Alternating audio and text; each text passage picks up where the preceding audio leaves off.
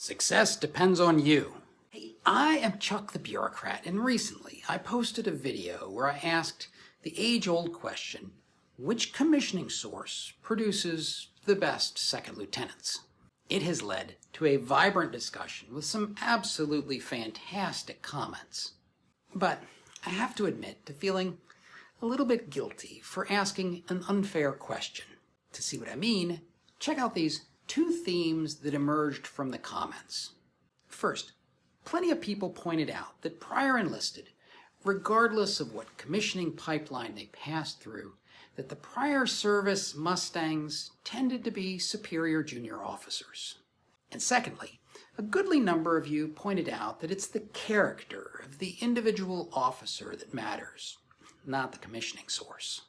A decent human being will be a decent second lieutenant, and no schoolhouse can turn somebody into something that they're not.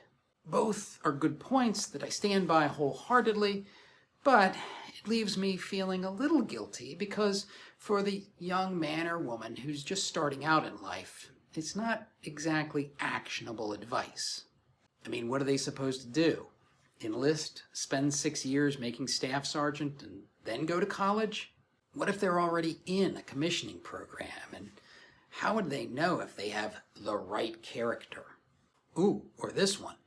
What if they have doubts about the path they're on?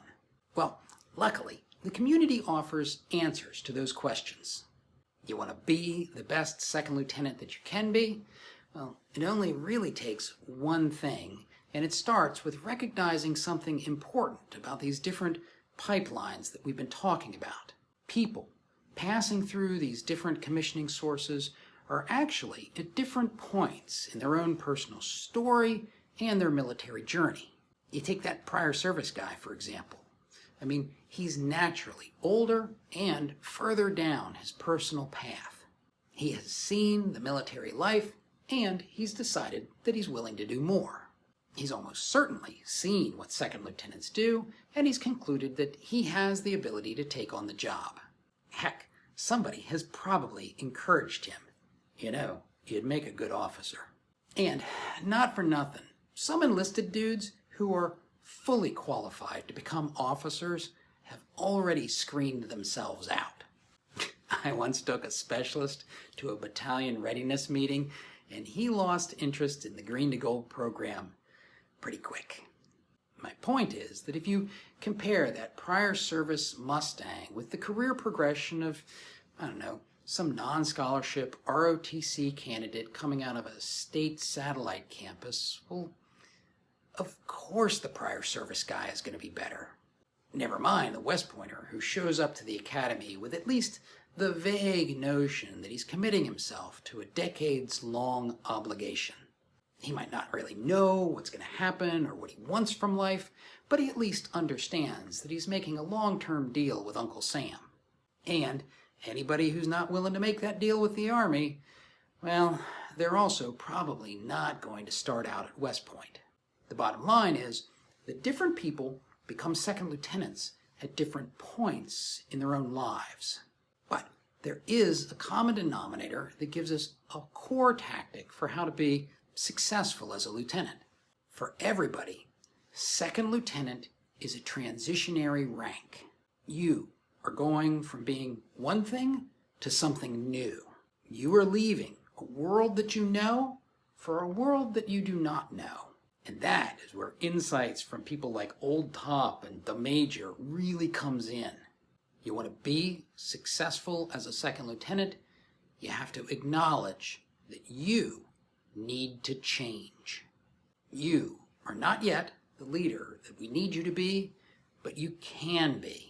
And what I love about this insight is that all the other good advice is rooted firmly in that single piece of great advice.